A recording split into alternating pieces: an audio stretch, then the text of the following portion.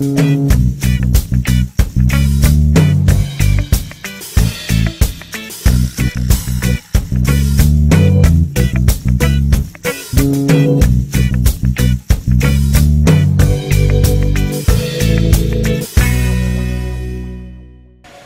there's Todd. I'm here with Todd McCormick on the top floor of the, I guess this is Sensi Seeds Museum. 150, what's the name of the street? I don't know either. Me neither, but we'll show them anyway. So this is the beautiful street that the Sensi Seed Museum is on. There's their sign right there. Ben Dronkers and the Dronkers family have these beautiful museums, one in Barcelona and one in Amsterdam. They used to have the seed shop. I'm not sure they still do that. Probably. Johnny B in the house. Dab Flav. Good to see you, boys. Good to see you. Good to seize you. Giddy. Hey. That chair may be taken. Alright, I'll give it up in just a second. After a dab. Giddy's taking a dab. No, I don't want to dab. He doesn't want no turp mount. Oh, give it to him on that other pipe. What's up, Robbie? Oh, good. And you? Excellent. Excellent. In the land of prohibition. Yes, man. Oh, that's weird. Today we will watch some That's what's weird. the inductions. Today we have Marc Emery and Howard Marks, Mr. Nice, getting inducted into, what would you guys say that they're being inducted into here? The Cannabis Culture Awards? The Cannabis Culture Awards. Two members that are well deserving, so we'll be catching that in a little bit. I'll try to film as much of it as I can. Hopefully Dane's gonna lend me his tripod, otherwise I gotta hold it the whole time. We'll see what he says. Your camera's smaller. Hey guys, Bubble Man here, and I am at the Sensi Seeds Hemp Museum here in the center of Amsterdam. And here's Green Pete. Hey, hey, hey, it's the Weed Pete. I like Weed Pete. Weed Pete. Weed Pete. Grower Pete. And Processor Pete. And Hash Maker Pete. I only am a customer of the product. Ah, okay, perfect. Customer Pete. Anyway, that right there was a little thing called Sinterklaas, and here in Amsterdam they have Sinterklaas. They usually have Black Pete, which I personally find a little bit offensive. I like Weed Pete much better. So we're here at the Sensi Seeds Weed and Hemp Museum, and we're about to watch Marc Emery and Howard Marks get inducted into the Cannabis Culture Hall of Fame. You can see right here, Cannabis Culture Awards. There's Howard, Mr. Nice, and my good friend Marc Emery and Jodie Emery from my hometown in Vancouver. So we're gonna see them. Mr. Rob, look at that. Come on. Mr. Robert Connell Clark is in the house today for the one. Right? Isn't this cool? We're gonna see Howard and Marc get inducted. That's it. I like it. All you Canadian folks out there, you can be proud. One of your pioneers is here. Exactly. Well, we'll talk to you a little bit later when we're inside. I'll let you get to what you were going to do. I was following a beautiful woman somewhere. Oh my God. It happens in Amsterdam. Quick, follow her. All right. Anyway, we're going to head in here real soon, so why don't you come with me?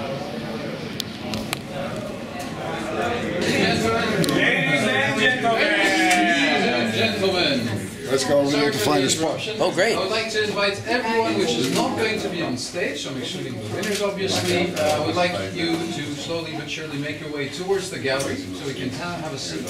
The program will then start. So thank you very much, and let's make a killer shot. Okay. Sounds good to me.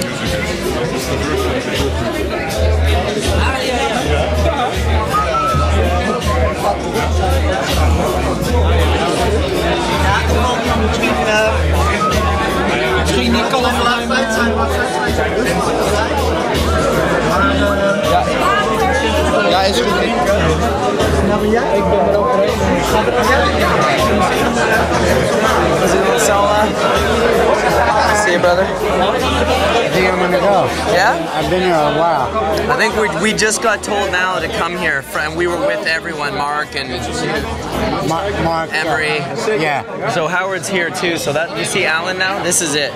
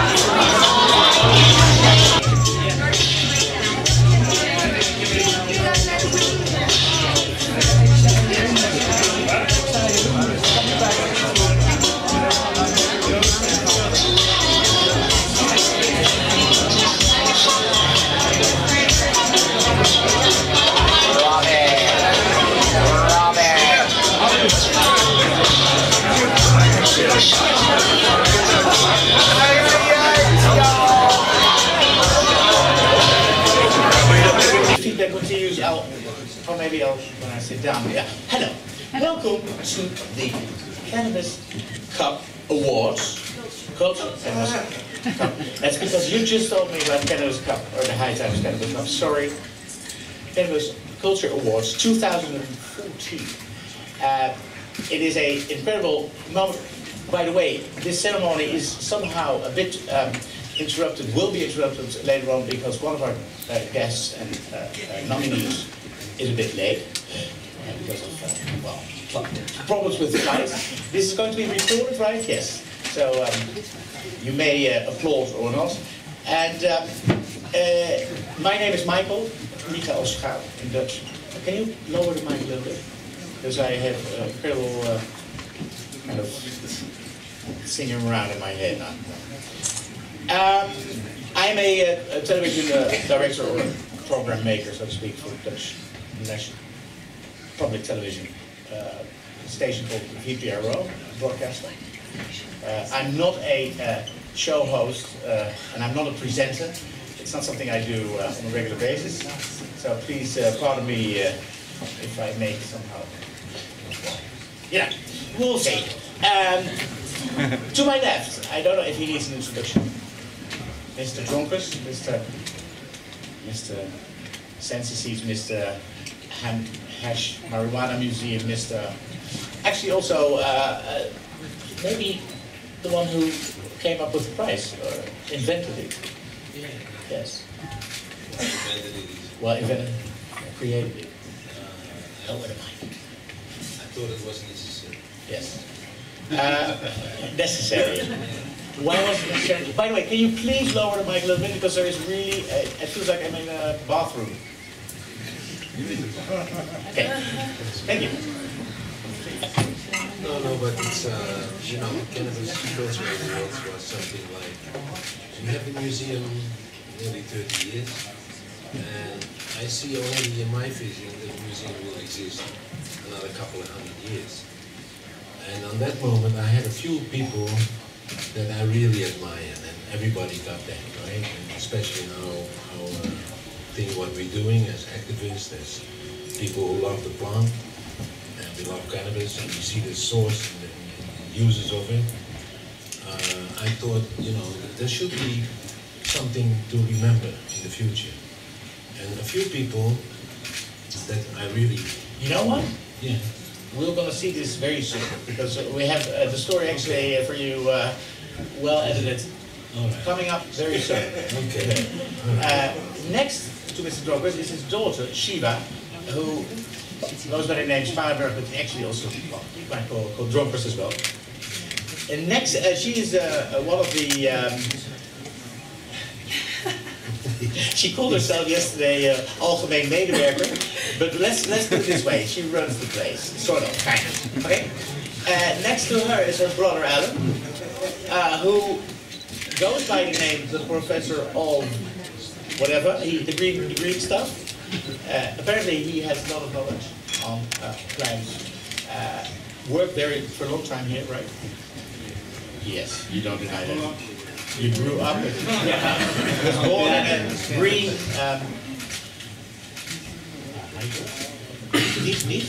Yeah, he fell in the pot. In the pot. He fell in the pot. Welcome from Thailand. All the way from Thailand. And then to my right, oh no wait, let's go with that. Tom McCormick, who was actually once the winner of the Cultural Award. It's true, right? Yeah. Deny that too. Yeah. How did that feel? It's an honor to be here. You know, I first came here 20 years ago and was one of the first group of people that walked into the Cannabis Castle when Ben opened it up to the public, and was inspired forever. This was a castle in the south, somewhere in the South Netherlands, right? Yeah. Sort of paradise. For an American coming out from the drug war, it was paradise. It was a dream to have a basement full of cannabis and a beautiful farm, and yes, so And the education is a huge part of it, and to be part of this museum and part of what we're doing, which is educating everybody to the wonders of the plant, is very honorable. So it's great to be here. Fantastic. And then we have, well, maybe it's sounding almost cliche, right? Like you call this the Prince and Princess of Pop, is that correct? The Prince and Pot, and I just kind of got Princess Right. along the way. Right. So you married a prince. Yes, I did. And it's also true, maybe not all of you know, that you're a free man. Quite recently, you just moved out of jail. Yes. Quite recently, right? Got out of U.S. federal prison on August 12th.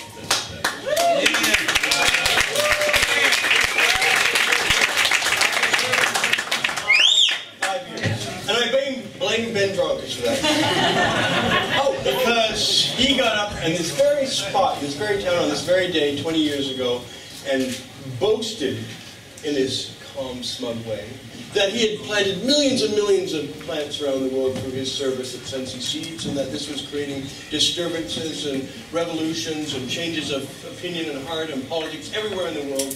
And I was so inspired by that, I got up and I said, I'm going to do just like him. You're a country boy. And yes, I'm going to do just like that. I'm going to go home and I'm going to do that for all of North America. And I did do that, and so it's his fault. Fantastic.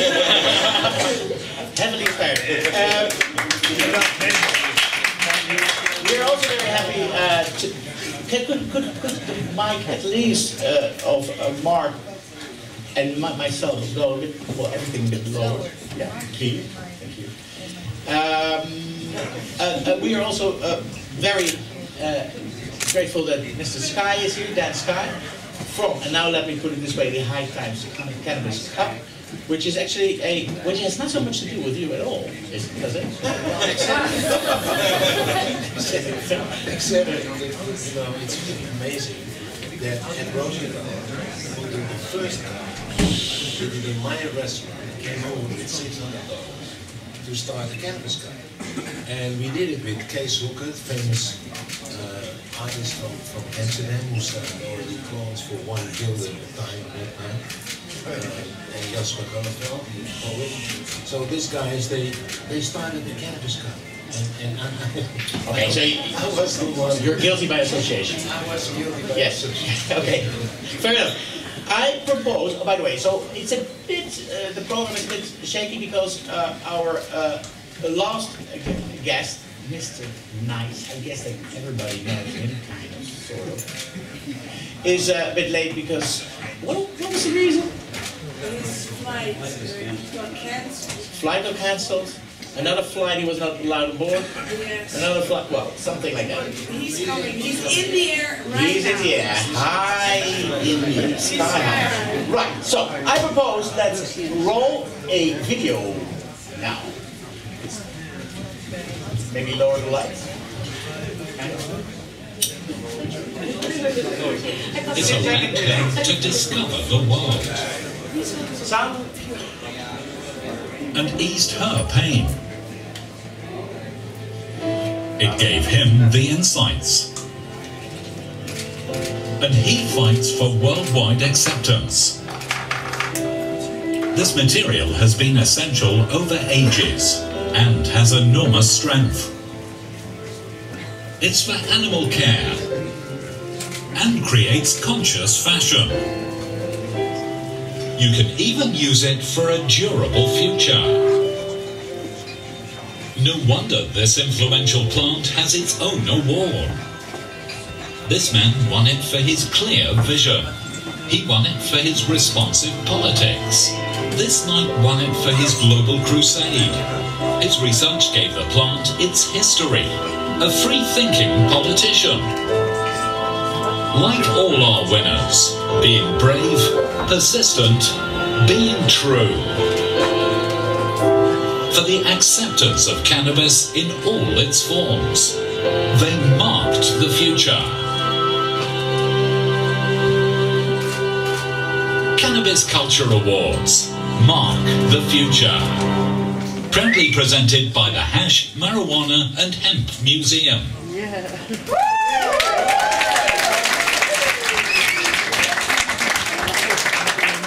Now, maybe it is time to get a bit more serious, because apparently, as far as I'm aware, somehow I have the impression that around the world we see more and more places or states, at least in the United States, where at least some kind of legalization takes place.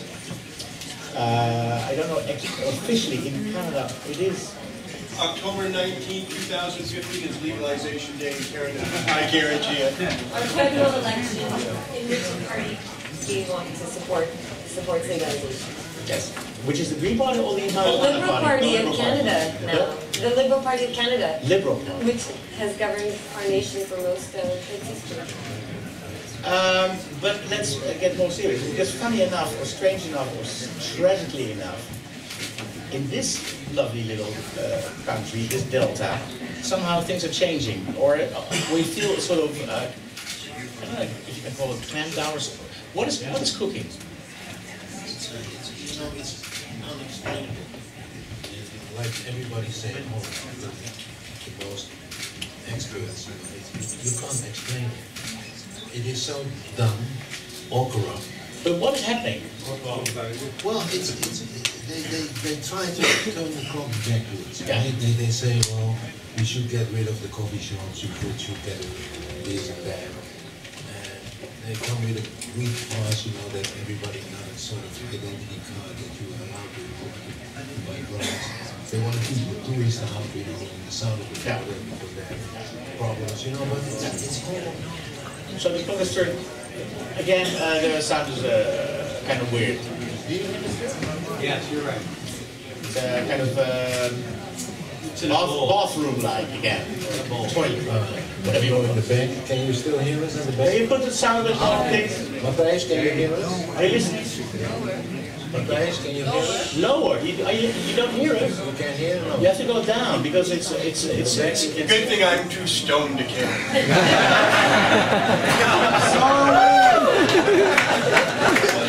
Hey, by the way, please don't hesitate. It was developed by a team of professional no, but, and also, by the way, maybe I can ask you. Could I give you the mic? Where's the mic? Apparently, maybe you can inform us, Mr. Sky, of. Maybe you can inform us. Maybe you can inform us of the troubles that you were facing. Oh. I can sit down? Yeah. I'm so much better on my feet. Maybe. Anyway, let me just talk for a few minutes here. Sit down. I'll sit down, whatever. Too tall for the cameras, I guess. Anyway, listen, my name is Dan Sky for the magazine, but Ben Dronker's here. He knows me as Malcolm McKinnon. I came here in 1996 with Hemp Times magazine. And this is when the first time I interviewed Ben. So that's why I changed my name, because I was working for both magazines simultaneously. So my name is Malcolm. All the Dutch people know me as Malcolm, and all the Americans know me by my fake name. So congratulations, you know who I am. Anyway, this has been a wild week. You know, the Dutch coffee shop industry is who we depend on, and they have been incredibly sympathetic and incredibly supportive, and they're appalled by what has gone down here. And I have to correct some information here. The fact is, we have been coming here 26 years.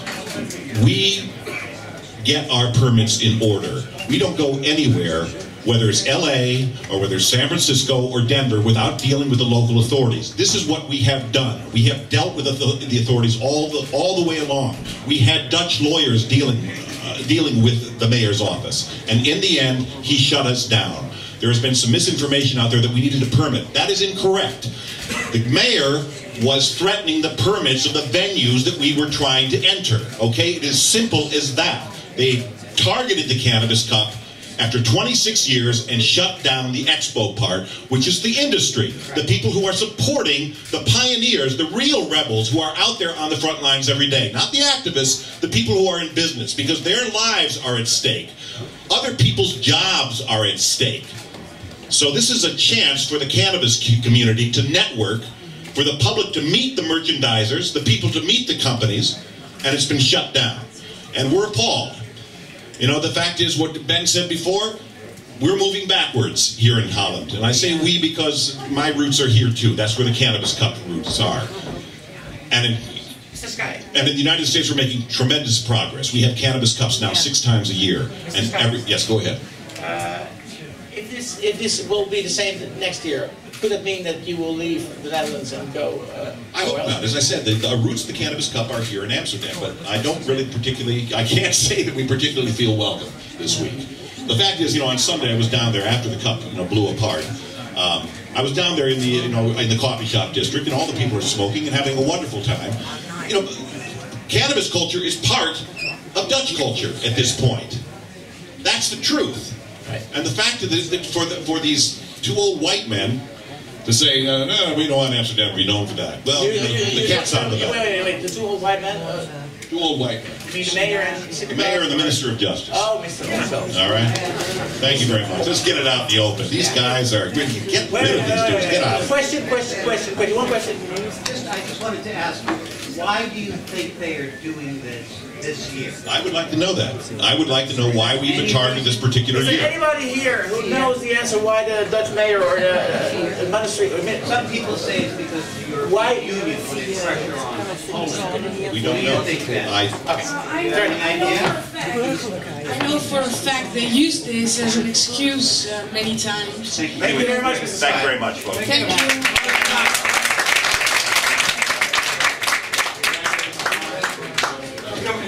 To answer your question, I gotta get going. I gotta go to the cup. Okay, sir. I know the excuse is the European Union, and there has been this contract, sort of, that we cannot. But one of our former winners and former Prime Minister of the Netherlands already stated on the Cannabis Culture Awards in 2010 that it's but they do use it. I have a theory.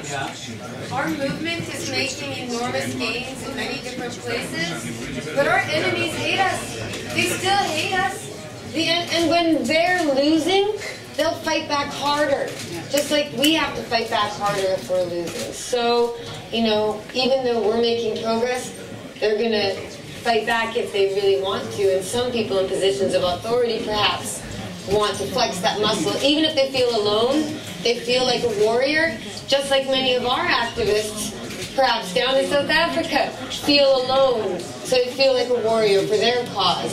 So I'm just floating that theory that maybe this is one lone guy saying, I hate what they're doing. Then again, though it may be true, and we have even somebody here in the a farmer, he's now very famous. Yeah, maybe he wants to be a little provo today. Who is now in hoger beroep, how we call this? In appeal, because and he was a bona fide farmer, grower. So things are changing. Then again, we are still kind of liberalish in this country. I mean, still we are sitting here, well, this could happen in Canada too now, or soon. It could happen in Vancouver or Toronto. How much can you have with you there? On your pocket? No legal amount unless you're federally allowed from the government. The tolerance is there. Could this happen now in Canada? There are many events with a lot of marijuana, yes. Okay. Our journalist goes to probably several locations in Canada where they have regular cannabis expositions and judging contests, all-day parties. But we also have a government that has cracked down and has stopped letting people and patients grow their own plants. So, no, they're not getting licenses anymore. Nobody now can get a license to grow. So We'll get to that very soon. I propose that although we all know who Ben is, that we still, there's a nice little film, short feature made about Ben. Maybe we can solve that. How do you hear me? Guys, do you hear me, what I'm saying? No. Yes. No. Have you guys hear? No. Okay, roll it. Cannabis Culture Awards are an initiative of entrepreneur and philanthropist Ben Dronkers. As a young man in the early 1970s, Dronkers gradually began what was to become a lifelong quest to unlock the potential of the cannabis plant and to improve the quality of human life everywhere. Over the years, Dronkers has founded and continues to run various cannabis Seeds has become the leading international seed bank and has been setting the standard for decades. This cannabis gene bank is responsible for preserving medicinal-grade cannabis strains approved and sold by the Bureau of Medical Cannabis, an organisation run by the Dutch government. Hemp Flax, established in the mid-90s, is one of Europe's largest producers and processors of industrial hemp. The Hash Marijuana and Hemp Museum in Amsterdam was opened in 1985 and presents a permanent exhibition about the history and uses of the cannabis plant around the world. The museum has over 100,000 visitors a year. Last year saw the grand opening of the Hash Marijuana, Canyonó and Hemp Museum, located in the beautifully renovated Mornau Palace in the historical centre of Barcelona. Since 2004, the museum confers the Cannabis Culture Awards upon those who have distinguished themselves in the struggle for acceptance of cannabis in all of its forms.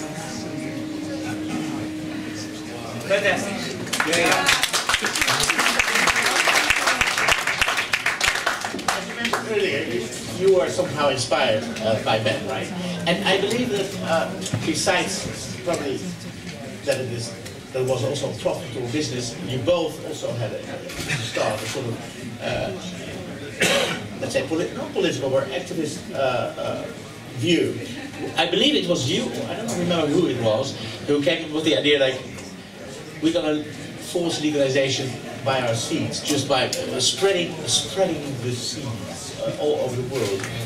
Well, my phrase Who became, coined that? plant the seeds of freedom, overgrow the government. And overgrow is like a biological way instead of overthrow, which is a violent way of changing the government against their will. And I thought they're not going to come around to us philosophically, but we will force them to bend to us. And by doing so, by having, my idea for me was that I wanted to be the person that produced more marijuana in Canada and the United States than the police forces of both countries could destroy in the same period of time. But that was your idea too, right? One person could undo the damage of all those thousands of police officers. That was kind of your idea too, right? Oh, please.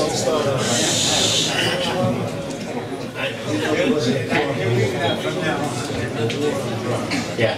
And I say we bombard the world with seeds. Yeah. And that's what I do. Right. The other thing is what Mark said, is one very ethical question. Yeah. I think it's very it's like it's my you grow the seeds, you bombard and you push it. And now these days, I have friends are blind because they grow seeds. And people who are in prison, and because they bought seeds in Amsterdam in a shop. And is it the seeds or the system? That's my question. Is it me? Is it the seeds? No, it's the seeds are. It's nature. Okay, but we have to go back first because we have to go. We will talk about it later. Seriously. But actually, I'm running out of schedule already, right? I'm doing it. I'm sort of reversing. It's okay.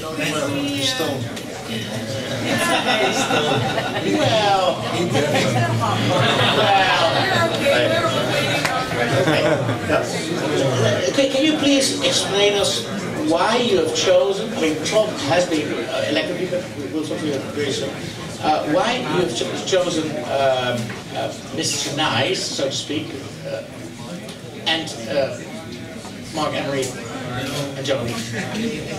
Yes. What is their importance for let's say, the movement, or for the, if you can speak about the movement? Like I said, this is a museum, and in the museum, it's about history. And this is the new history, you know. We are part of a new history, and it's not, there's so many people I would like to have in this museum. It's all around here, and there's no so many that they should be, because they find so long. But some of them, you know, they just come out of the heart. And if you ask me, they ask me who's the committee who decide who do this. Well, actually, it's me. I have to admit, we don't have a committee. I talk it over with Shiva and with Ellen, but you know, it's from the heart. And we follow you. And you know what, Mark, I don't know if you know it, but we're not only talking, we don't talk, and we don't just put money because we make money with seeds and we put money there. We do. And here my proud daughter, you know, she was in the Canadian embassy protesting, pregnant, you know, with the belly in the front of the gate, protesting. Is it there? Is it there? Look at it. Look at it. Look at it. You know? I'm so proud, you know, because it's in the family. And it's in the heart. And it's an international thing. It's the love I have with Tom, the love I have with Fred Polak, and Hank de Vries, and all these people, and Jack Herron. You know, all these people who win the prize, they're in my heart. So you guys, you're in my heart. And I just feel it. It's a feeling, you know. It's a family affair. No, it's the whole legalization front is a family. Yeah. In that sense, we just light up a few. And now we go to Mr. McCormick, because otherwise maybe you folks sleep. No, I find it quite interesting. Okay. Mr. McCormick, he's wired. Maybe you can lower the volume a little bit. Mr. McCormick, please explain, because not so much that you are a strange duck here, but originally you got into contact with marijuana as a kid because you were sick, right? Yes. So does that mean that you are more, let's say, from the side of the medical marijuana? Is that where you originate from, or how you started? Most definitely. When I was a child, I had cancer, and my mother, it was back in 1979, I was only 9 years old, and my mom gave me some medical cannabis. She had read about it in Good Housekeeping magazine, which in America is pretty square, and she was sitting in a waiting room one day and said she read about the therapeutic effects of marijuana, and she just decided to try it, because at that point I had tumors 9 times between ages 2 and 10, and my mother was just at a loss of things to do, and she decided to talk to my doctor about it, and he was also at a point of feeling like there wasn't much to lose, because I had a tumor in my soft tissue between my left lung and my heart, and they figured why not. So we started using it after I was going through radiation and chemotherapy, and it was quite profound. Interestingly enough, quite recently, I believe 2 years ago or something, there was a big story in the United States of a sick child, the parents had tried to get marijuana in their state, it was not allowed, and they got into contact with these brothers in, I believe, Colorado, and it became a big affair because a journalist that used to be anti-swap during this, it's true, right? What you're speaking of is the CNN journalist Sanjay Gupta. Right. He did an episode called Weed, which I find mildly offensive. Yeah. He made a conversion. He actually wrote an editorial against Proposition 19, which was a ballot initiative which would have legalized cannabis in California. And what they did was, somehow he tuned into what we have been talking about for many a decade now, and had a real turnaround, and he did a CNN special that was seen by very many people. And when this family saw it, it caused a lot of people to realize that some of these children who are dealing with intense seizure disorders are benefiting from CBD, cannabidiol. CBD. Everybody knows what this is? Yeah. Oh. Yeah. And now there's been a refocus on this, because now they're starting to look at children in these disorders, if you will. And the children are a pure test subject. When I was 9 years old, I had no politics. I just wanted to feel better, and it helped. How did you get into contact with them? 20 years ago, I walked off the boat, so to speak, came on my airplane with Jack Herron. Jack Herron wrote the book, The Emperor's No Flows. The Emperor, yeah. Yes, and after he passed away, I released the 12th edition of his book, because I've been an editor of it since 1994. We redesigned it in 1998. I grew the leaf that's on the cover. It's one of your Sensi seeds. What is the influence of this book? Why? Well, every time we republished the book, we would recompile it with updated information. So every edition of the book was reinvented, if you will. So based on the history that we knew, and then trying to bring it current with what was changing. What is your current affair? My latest project was called The Culture High. We just released a film. Took 5 years to work on. Ben is featured in it.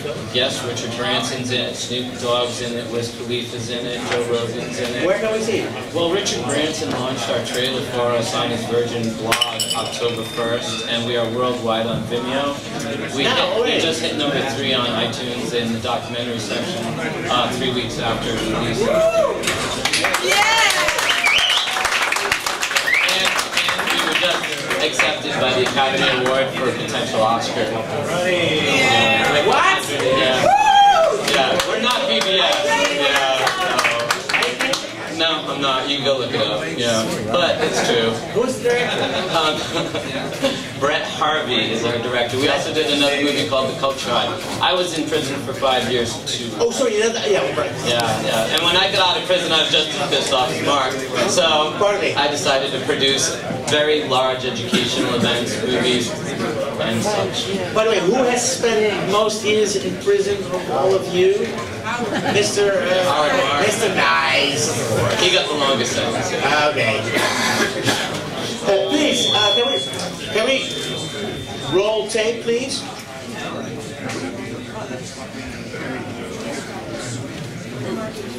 For who? For who?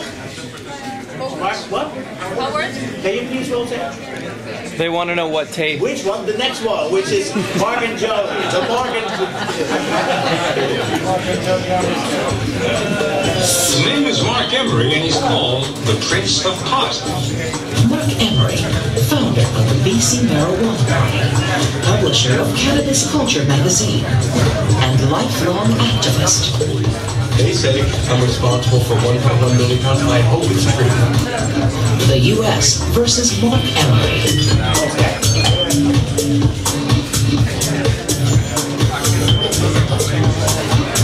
Get up and break this goddamn law.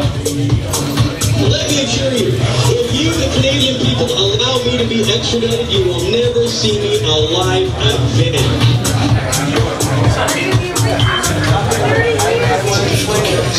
Well, miss, it's going to go out of thing. Emery was jailed for 5 years for selling marijuana seeds to American customers.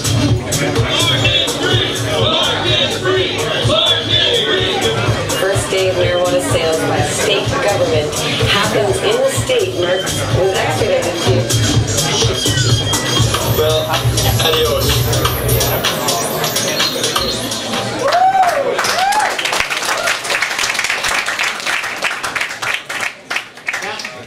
How are you actually connected? What are you? Mark and I met 19 years ago when he came to the Cannabis Cup. Was 95 your first cup? 94, 96. 94 then. Yep, then our first year was 20 years together. Yep. Were you then already also on the path of medical marijuana? Were you already interested in that field? When I came here in 1994, it's because in Canada in 1990, when I started, there was nothing. And I tried to find a book that taught later becomes involved with The Emperor Wears No Clothes, the 1990 edition by Jack Rare, who's probably one of the more profound influences in my life, along with Ben and some others. And this book was banned in Canada. You couldn't get, and then it was banned in Canada, and High Times Magazine was banned in Canada. Everything about marijuana was no longer allowed. Pipes, bongs. We only have at home Mein Kampf, which is the book of Hitler. Well, actually, there was a fine up to $100,000 to distribute a book about marijuana or a magazine. So it had scared everybody, and no one distributed it anymore. So when I came here, it was after we had broken this ban and we had reintroduced to Canada the books by Jack Rare, the magazine High Times, other grow books by Roosevelt, and then we brought back Pipes and Bongs and gave it a political cover and reintroduced everything. And then when I came here 20 years ago, I was inspired to add seeds because we needed to raise millions of dollars to give it away. So subsequently, for 10 years... What do you mean give it away? Well, we gave away all our profits, so we were able to give $5 million to all these activist groups and ballot initiatives in the U.S., political parties. We did everything. We sued the U.S. federal government. We paid for ballot initiative signature drives. We formed political parties throughout Canada. We give money to the Israeli Green Leaf Party, the New Zealand Cannabis Party.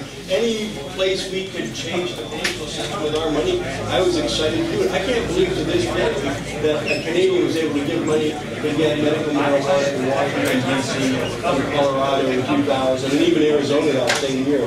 That I was able to use that money to get things on the ballot. I thought that was just the most awesome thing ever. During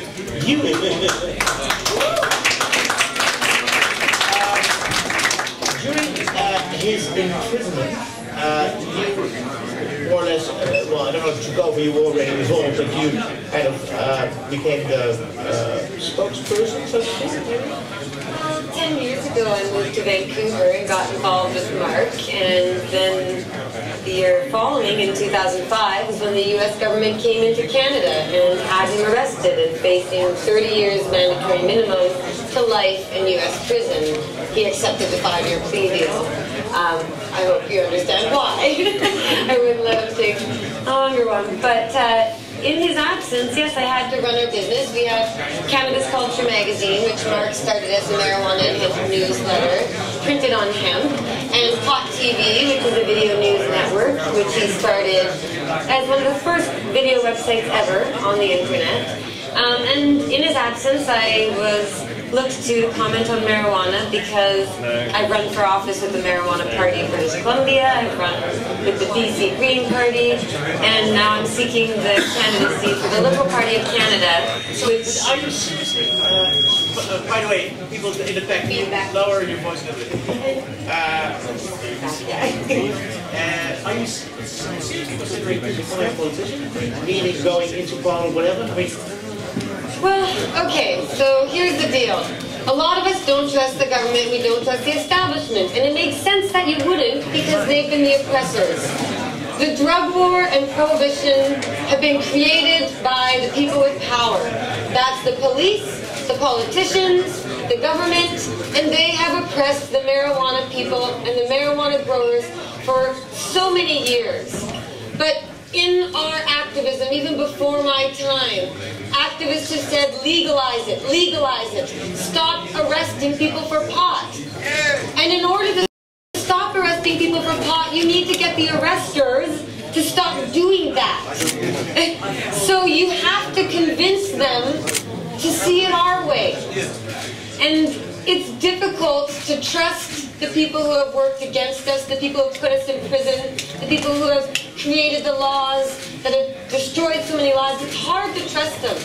But you've got to work with them. And I would say that as scummy and corrupt and unjust and evil as government and politicians and all of that can be, they do govern our lives, whether we like it or not. And if they're going to go with us and legalize it in the form they have in Colorado or the form they have in Uruguay or even this Amsterdam type of legalization they referred to for years, whatever model it is, we have to be the ones to go to the oppressors, to go to the powerful ones and say, do it this way. Do it the right way. Do it with the consciousness of medical marijuana, of hemp, of the industrial purposes, of the jobs you can create.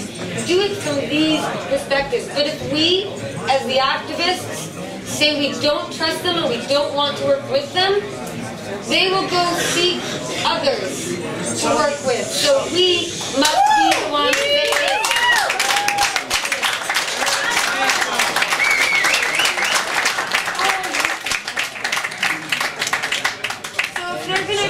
I can run for office and get into the government of Canada and help the Liberal Party follow through on their promise to legalize, I would do my utmost to make sure it's the best legalization in the world so that America and Obama and everyone else can say, Canada's pretty big, they've got it going on, let's do it that way, and we can have hemp and everything else involved.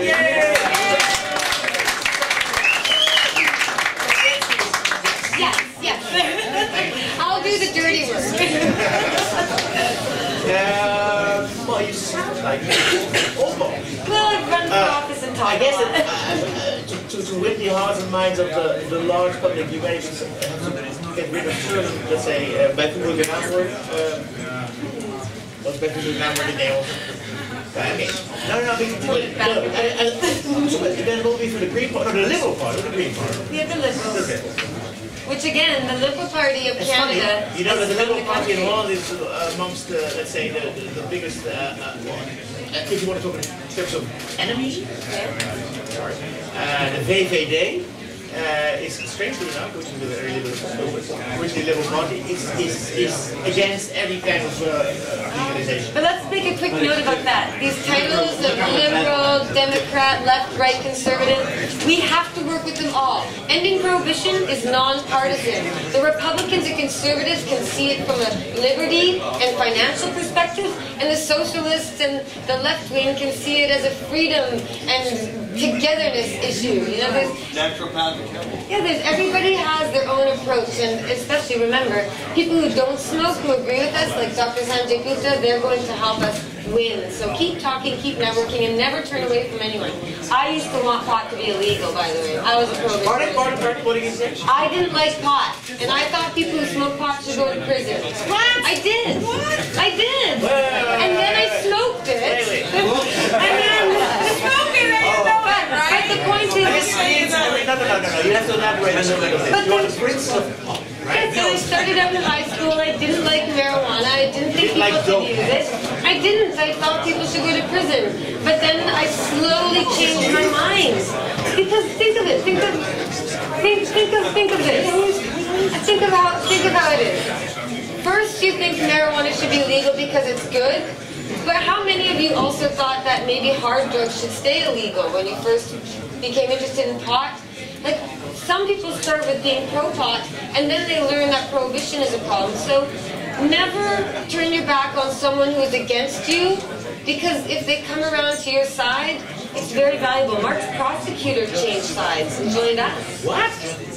He helped legalize it in Washington. All my persecutors turned on the mayor. His prosecutor is legalizer. 4 times.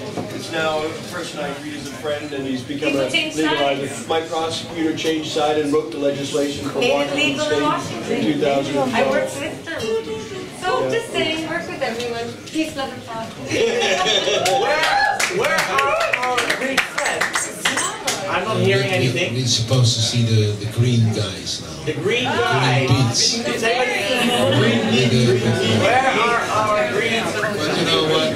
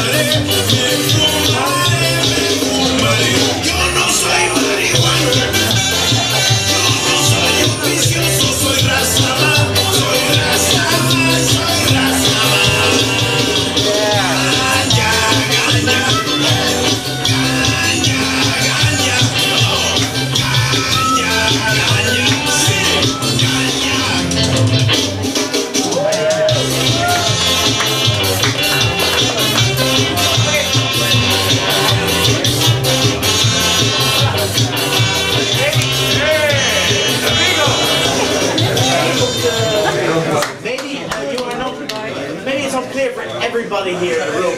Hello, please. Hello, please. Can I have your attention? There is some controversy in this country. You must be aware. We have a tradition, Santa Claus tradition, and apparently, well, it's true. We have a blackface tradition, but the Dutch didn't consider it to be like that. They are now slowly awakening. Interestingly enough, already in 2008, the Greenpeace were born. They were far ahead of their time, we may say. We even had a black Santa Claus in here, a very famous television host. And 7 years later, they are, I don't know what you are now. You are trendsetters. Yes. Tonight, by the way, in Tuschinski 1, a very famous cinema film will premiere about this tradition, and it's going to be a bomb. this film, and I told them that I should go to Tuschinski around 8:30 instead of front because the whole world press is there, and it maybe will help your photo.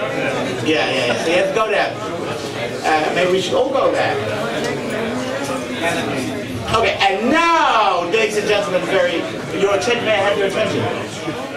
Mr. McCormick, former prize winner, will hand out the first Cannabis Culture Award to the Prince and Princess of Hemp. Mr. McCormick, the floor is yours. Very nice. Well, you know, it's with great pleasure, Mark, to actually be the one that actually hands you this. I've admired your philanthropy and your passion and your drive for decades, honestly. And, you know, there was a few of us, I think, in that bus 20 years ago that realized that our voice meant something, and you were one of those people. And, you know, the world could like it or not, you had something to say, and we all heard it, and that message was great. And thank you, you know, from us all for having the courage to sell seeds to places where we weren't allowed to sell seeds to, and for taking the proceeds and not, you know, buying yourself a space airplane or a ticket to Mars, but instead trying to use it as a responsible resource to do good deeds. And I admire that greatly, because in this hippie type movement where a lot of people looked at wealth as a burden and not a blessing, you looked at it as a responsibility, and you redistributed it in ways that a lot of people might not have done. And then I forever am grateful to you for that. And I know that maybe from being behind the scenes and knowing the people that you've supported and the initiatives that you've gotten behind, and the change that we have experienced in America was from generous people like you. And from the bottom of my heart, thank you very much. It's my pleasure to give you your 2014 Cannabis Culture Award and a big hug. Really.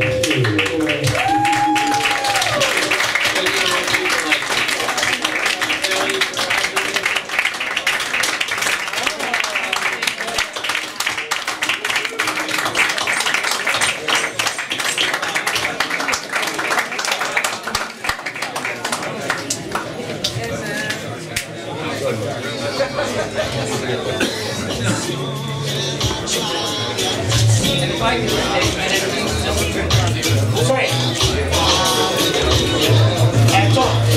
Tom, you want to say something? Yes. Come here, Tom, please. I want to say that I really think it's great that 5 years that he was locked away as a prisoner. You really did an amazing job. I've run into you at all these different rallies, Seattle Hemp Fest, and she was out there all the time, pounding the pavement, trying to get people to listen, and keeping the magazine going, which has been a beacon of education. And really, that's what we're here for, because we believe that we have a message that everybody else needs to hear. And in all honesty, I'm only hoping that we inspire you to go carry the message to the people that we don't know, to turn them on like we were turned on, so that we can all take over. And I joke that Timothy Leary had it only 2/3 right, where he used to say, turn on, tune in, and drop out. It's really turn on, tune in, and as you were saying, take over. Because that's where we'll find the power of change. And we're not victims here. We're really in control of our own destiny, and that's what the Cannabis Culture Awards are about. And we need more strong women like you in this movement, and I admire you so much. And thank you for being so supportive, Mark, and thank you for changing your mind. I wouldn't have liked you so much had I got you in high school, obviously, but thank you. Fantastic. I have a question from the public. I have many questions, but I hope I'll get to that later on. But a question for you, Jodie. Do you think there's still more stigma surrounding women smoking than men? Question by Scarlett Paul. I don't think there's so much a stigma, but women have always been looked to as the nurturers, the caretakers. They give birth, they raise children, the men help. It's a group effort. I just think, in general, people ask why are women underrepresented in the marijuana movement, and I would say there's a fair argument that they're underrepresented generally, but they do make up half of the game of it. I mean, you could say it's a man's world, but I tend to see everyone as an individual. I mean, every individual has their merits, and there are men who stay at home and raise children, and there are women who don't take care of kids. So you can't make these generalizations, but it is fair to say that throughout human history, women have taken care of the home while the men go out and do work and gathering and whatever, or hunting, you know, but even in terms of working, women are only recently entered into the workforce. So women have been there to back the men while they go out and do. So even right now, today, there are a lot of men in the movement who go out and their women help take care of home, but so many women are active these days. So many women are out there. I mean, if you want to go on Facebook or any of these groups, women are very powerfully involved. So I don't think they're so much underrepresented as just, it's kind of the way the world is, you know, men seem to take more of the prominent positions, but that'll shift and change. One question from Mr. Rolling Stone. If you could live your life over again, what would you do something anything? Yeah, I probably wouldn't have started Pot TV if I knew it was going to cost me $1 million over 6 years and make no revenue. But it turns out to be a historically really amazing thing. We started January 1st, 2000. I mean, there are things I would do differently. I would have spent every one of that $5 million I gave away on ballot initiatives instead of like $250,000. Ballot initiatives are the way to go. I would have used every $5 million if I'd have really realized the good that can come from that. This prison, I think it's the same person, based on the handwriting. Did prison learn you any valuable lessons in life? I can actually ask all of you. Wait, yeah. Is there anything that that prison brought you, something positive? Yeah, if you're a good person, you'll be welcome anyway. That's good news. Meaning, okay, so yeah. Meaning in 4.5 years, I have nothing bad to say about my experience. Are your fellow inmates? They were great. They were great guys. Yeah. I got to play with incredible musicians who taught me how to play. I knew nothing. People were very kind to me. I rarely ever heard an unkind word spoken to me in 6 prisons. Did you ever smoke a reefer in prison? Didn't even get near it. Because the punishment is too severe. And I actually had no desire to get high in that 4.5 years. No? In prison? Because I'm in the present tense. I didn't really think much about anything beyond my own confines. So that was all about the books I was reading, the magazines I was reading, the correspondence I was writing. I was very much in the present moment. I wasn't thinking about what I had done or where I was going or what was coming, only in the present moment. Mr. Allen, wait, we'll get to Mr. Allen now. By the way, but Mr. Allen also knows. Do you know something about prisons too? Can you hear me? Yeah. You know, the thing is, like I said, you know, like you make a joke about it, and I like the joke, you know, but we could be all like, we are convicts, right? We are ex-cons. And, but and you know what? And the terrible irony of it is there's so many people in prison still now. I just met 2 beautiful young kids, and they're going for 25 years, or I don't know what. And I cannot give you the details, but it's amazing that people go in prison, and there's so many people in prison, and we get out. And I was lucky, I was only busted more than 80 times, and I didn't do more than 6 weeks, the longest. But how many times? More than 80. But I was in Holland, and I was lucky to do no more than 6 weeks. And I did 3 weeks, and 2 weeks, and 5 days, and 10 days, and community service, and all the shit. You know, but in other countries, you know, in the world, people still go to prison for, you know, you look in the museum, you have Shredded Lives from Mickey and Chris Conrad, or a long time ago, and that's a tragedy. So we can, and it should be light, we stoned and high, and it's an event, you know, but we should be taking the seriousness of our activism, because there's people in jail there, and they shouldn't be there for a plant. And that is the anger or the heart where we come from. Yeah. That is what we do, right? Yeah, I would like to find out a little irony in the legal. Irony. Oh, irony. Yeah, in Colorado and Washington, where we've declared victories, no one's been let off of jail for any cannabis offenses in either of those two states. And while it's nice that we feel like we're not slaves anymore, we can't turn our backs to the people that still rotten in jail as slaves. And that's really what I walked away from prison realizing. A lot of good people go to prison in America. They got 25% of the world's prison population, and a lot of those people are non-violent offenders that were just trying to get high because their high wasn't alcohol and tobacco. Their high was one of the other drugs that were not legal. So we can't really stop trying to seek equal rights until we've really released the people that have already been locked up for things that shouldn't have been crimes in the first place.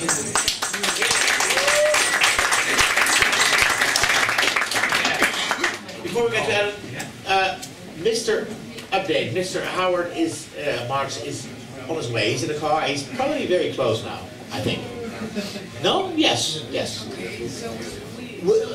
Maybe we can have a short break, but I just want to ask you, because why are you implying that he knows something about prison? You know, no, I just said it. No, well, the Cannabis Culture Award is not about having fun. You know, it's about the people who did something, who give something, who give years of your life in prison. So, and now, and we have to admire the people who are still there, and we should get them out. But now let's have to change. All right, now we go to Alan. He will tell you about why we got laws. Alan will later on hand out the prize, so to speak, right? He will present the prize to Mr. Marx. Yeah, are you sure? Oh, yeah, that's true. Yeah, that's true. Actually, yeah. Sorry for this confusion. Are you still working in any way, in any field? Are you connected to let's say, marijuana, but besides smoking these days? In many ways, I'm still connected to the museum, and I correspond with everybody here regularly. But I'm far away. But at the same time, I'm able to explore all the memories, and I'm trying to still be involved in making things happen. That was where it all comes to, right? We thought that even by years, we making things happen. We start with an idea, start with we have a drive. Are actually all children, you have 6 children, are they all involved some way or another? Well, they also but involved in, let's say, in the business or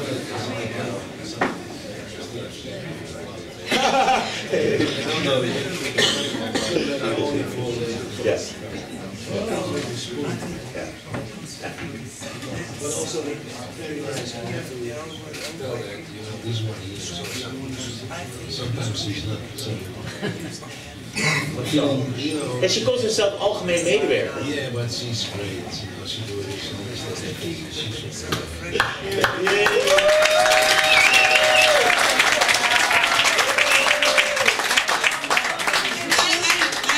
I truly, because yes, I did. This is all my doing. So part of the museum, because we reopened, we rebuilt, and Alan and my father, we literally spent days in this museum filling the vitrinas. It was done by Ben and me and Alan and Ravi and my brother, so Albert, so many people. And we thought of one question actually for you, Alan, and you're forgetting about it, but I really would like to know, what would be your most interesting finding in cannabis history? Because I'm very curious to answer. Oh, okay, that's true, I forgot. Yes. Mr. Professor, please answer. You know, that was a question, I heard it before, and it's very very hard to answer. There's so many beautiful things about this plant, and I think that the true answer is that the most beautiful thing is the plant itself, because that is what inspired us in all these years to make this collection here and make the museum in Barcelona, and inspired us to start a hemp factory and do all these things that we are doing today. And what is the most beautiful about moment in history, or the most beautiful find? There's many. If you go through this museum or in Barcelona, there's so many items that have a story, you know, that you would love to tell more and more to all the people that walk through here. But there's only so much you can explain or show, and many things people don't see. But we know where it comes from. We know, you know, the passion behind it, and it's beautiful. It's just if people are able, if you're ever in Spain, in Barcelona, please visit the museum over there. Here we have the Hash Museum on that side, and here the Hemp Gallery. But there we have, my father has created such a wonderful space, a wonderful museum. You should all check it out.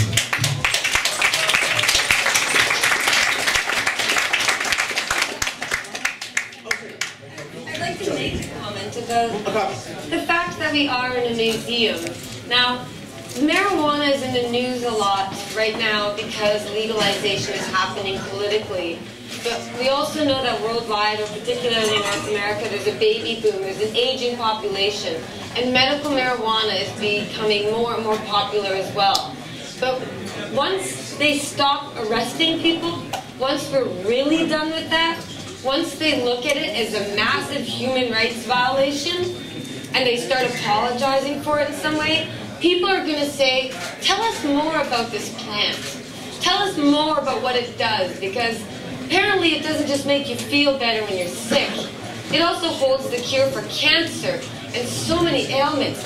It builds buildings that keep you warm in the winter and cool in the summer and remove pollution from the air. This plant does so much. And when people find out how much it does, when they learn the history through the preservation of things like Pot TV, I'm glad you did Pot TV, and through things like the museum, when people come and they find the history because it's been preserved, they'll be kind of upset that they were lied to. That's what happened to me. I was really upset I was lied to about marijuana. And that's why I changed my mind and became so active, because they're ruining lives. They say it causes cancer and it cures cancer. I mean, there's so much ahead. There's so much ahead. So places like this that hold our history, our cannabis culture history, are valuable for hundreds of years to come, because they're going to say they put people in prison for this. They shot them for this. They ruined children's lives for this plant. Look what it does. So make sure you do go look at what it does, because I'm continuously blown away still.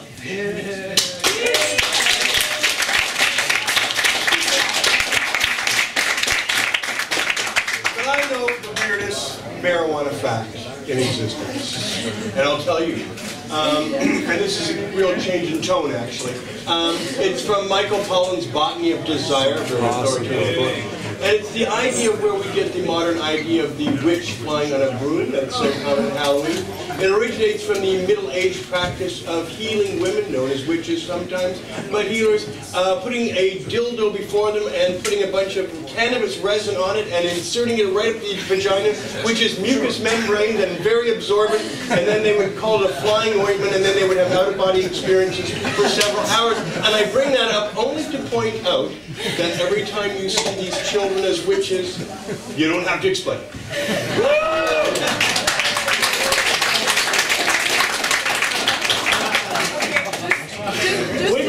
We propose a short break. No, because he's on his way, right? And I want to make because I have one more nice thing that I would like my father actually to talk about. Why is the Hemp Gallery not the museum? Why is the Hemp Gallery gallery? Is actually everything in the gallery for sale? And is it a gallery? Because it says so much also about our politics. You want to tell this? You want to tell this? We are a gallery. We are a gallery. Why do you want to share this? Why do you want to share this? Okay, because I feel it's important. Yeah, it says it. It's not. It's about, what you mean is about what sometimes we don't have to follow the law. You can bend the law. You have to change. You know, like, I fight 5 years to open this place. We wanted to extend the museum. Guys, maybe you don't have a clue what we're talking about. And let me put it in this way. He would like to, the museum was too small. You need a larger museum. And in Amsterdam now, the situation is that you don't get permits anymore because of all kind of reasons. So that's why they open up a gallery, but a gallery, they're not allowed to make it into an official museum, so it's called a gallery. So, and you can buy the stuff, but it's very expensive, so I wouldn't try it. Right? Right. Like you said, that's it. You can buy the stuff. You bend the rules. It's kind of like we have a smoking lounge, but it's in an office space. Yeah, yeah. High times have to do that also. You have to bend the rules. Guys, maybe, is it possible maybe that... No, let's make it intermezzo now, because we have to wait still, right?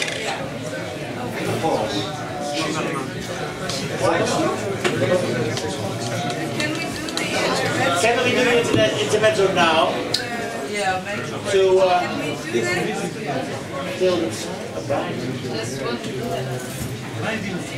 Dabs. Can we get some wine up here as well? Or beer?